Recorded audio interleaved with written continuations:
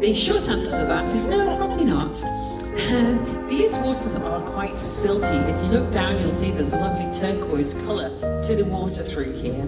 And that's the result of all the silt that is carried by the glacier. The glacier, as it flows, literally grinds away at the mountainsides. It carries lots of powdered rock with it. As the meltwater flushes out from the glacier into the waters of the fjord, it carries all that pulverized rock with it, and it makes this sort of milty, silty water here in the fjord. That sort of water is not conducive or appealing to whales. So larger marine mammals such as baby whales, things like humpback whales, even Steller sea lions, still well clear of this type of milty water. So we wouldn't see those larger marine mammals. We might occasionally see an odd transient walker coming in here, but he's coming in here looking for snacks like harbour seals and sea otters. So that's also a relatively rare sighting. Generally, these areas are places of sanctuary for animals that are prey for those transient orcas. So as we get further up, we'll look out for some harbour seals and sea otters. There's also a place where some sea lions fall out as well, which we might see based on the route that we're on right now. Black and brown bears will work their way into this bay and peruse any little delicacies and peruse that shoreline looking for any little delicacies. So take a good look. If you see any at all, be sure to let us know. And as I say, as we approach the glacier, we'll actually be looking out for things like harbour seals and sea otters in its waters.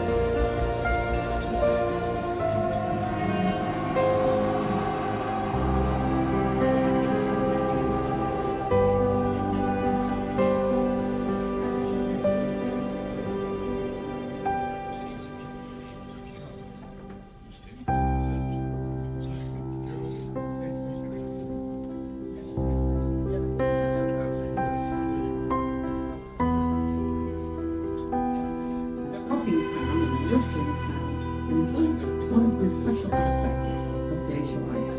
So if you're on the outside decks and you listen, you hear that lovely rustling sound, the pop, pop, pop sound. It's actually the sound of the ice melting.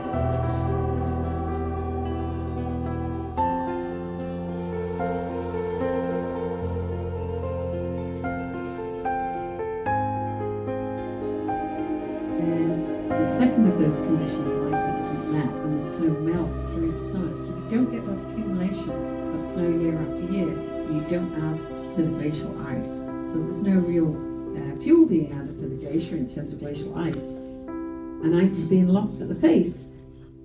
If you look at our 2 o'clock position, you can actually see some Steller sea lions. There's quite a substantial Steller sea lion fallout in here in the summer months, in the early part of the summer. The sea lions come into safe spots like this to birth their pups, and those pups also would be nice little snacks for transient orca, so they're coming in here to find a safe place to birth. They form breeding harems, really interesting dynamics going in there. The bull comes out of the water for 60 days at a time sometimes to keep track of the females and the pups in his harem. What he doesn't realise though is that there will be some sneaky males waiting around the sides for him to take a little nap or wander after a fish or something.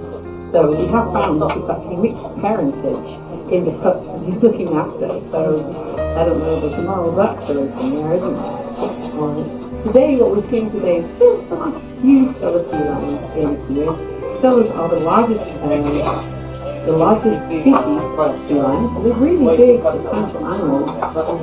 They will spend their winter months from here on out to next spring.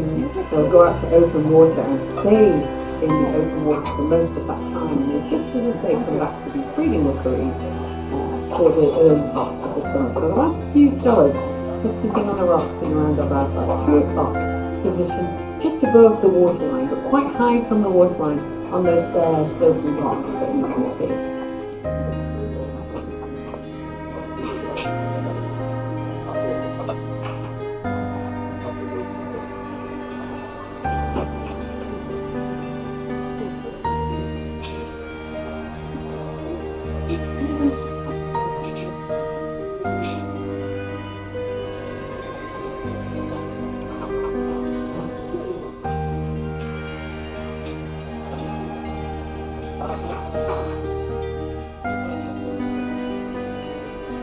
It's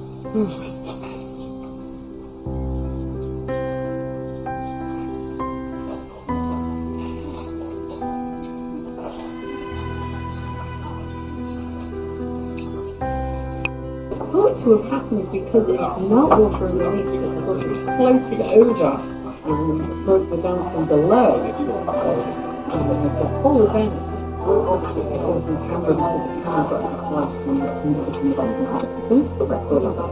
It sounds like it.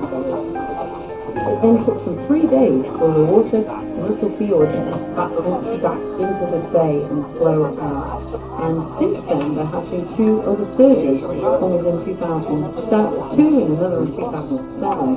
The reason for these surges is actually thought to be something that's happening in a tributary glacier, the Valerie Glacier, that flows into the Hubbard just before the face, and that seems to be what's pushing it across. It's almost like the ice accumulates over the winter months in something of a logjam, and then is released in the spring, and that's what pushes the glacier into this valley. During the galloping phase, the glacier has been known to advance by over 1,000 feet a month, which is really dramatic for glaciers.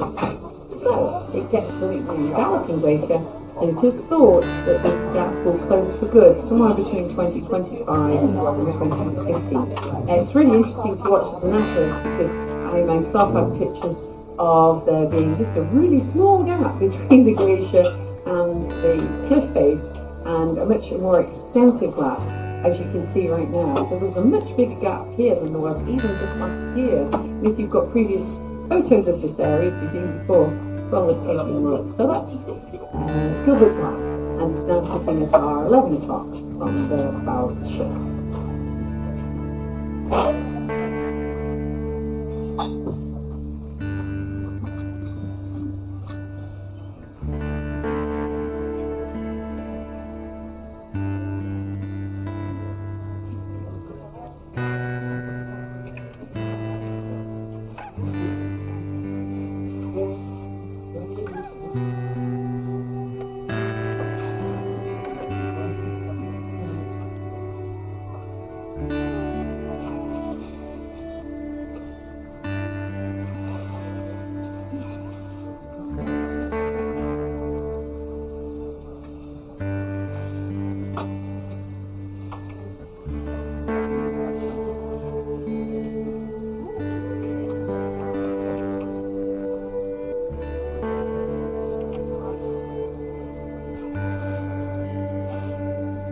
Just to mention, if you're moving around the ship, as you can see, we are turning around. One of the funnest places to view from right now is the aft or the back decks of the ship. So do consider wandering back there. You get a fabulous view from the aft decks as we swing the ship around.